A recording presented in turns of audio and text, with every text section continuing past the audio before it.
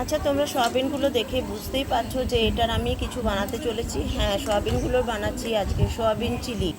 আর সয়াবিনগুলো গরম জলে ফুটিয়ে নিয়েছি অল্প নুন দিয়ে। তারপর সেগুলো জল থেকে একদম চিপে নিংড়ে জলটা ফেলে নিয়েছি।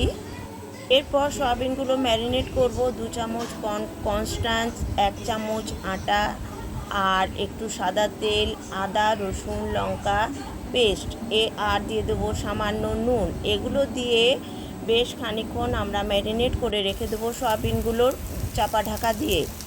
তারপর ফ্রাইং প্যানে তেল দিয়ে সয়াবিনগুলো বেশ লাল লাল করে ভেজে নেব।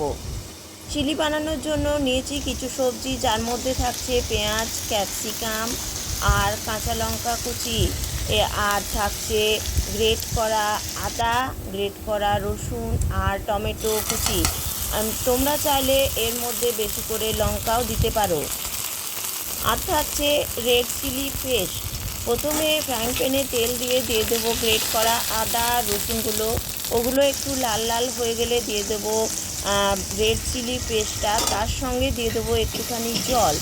তারপর দিয়ে দেবো ওই যে কেটে রেখেছিলাম সবজিগুলো, পেঁয়াজ ক্যাপসিকাম টমেটো, ওই সবজিগুলো দিয়ে একটুখানি নাড়াচাড়া করব। এগুলো কিন্তু ডিপ ফ্রাই হবে না। তারপর দিয়ে দেবো আমরা বেশ খানিকগুলো মশলা, যার মধ্যে থাকছে চিলি সস, তারপর থাকছে ভিনিগার, থাকছে সোয়া সস।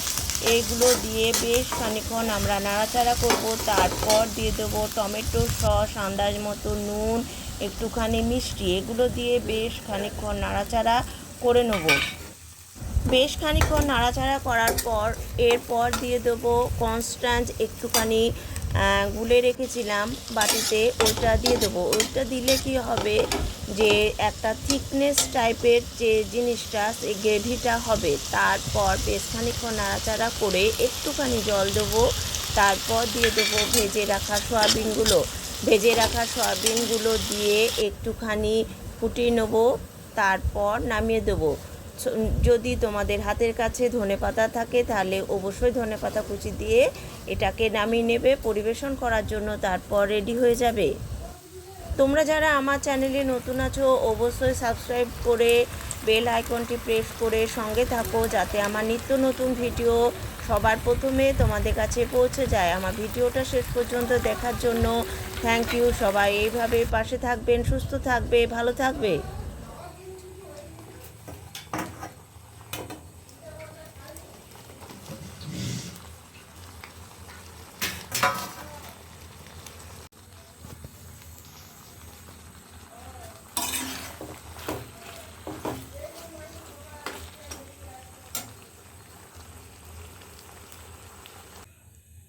যদি এই অবস্থা হয় আর তুমি যদি বলো, আমি আমজাদকে তোমাকে বলাই দেবো।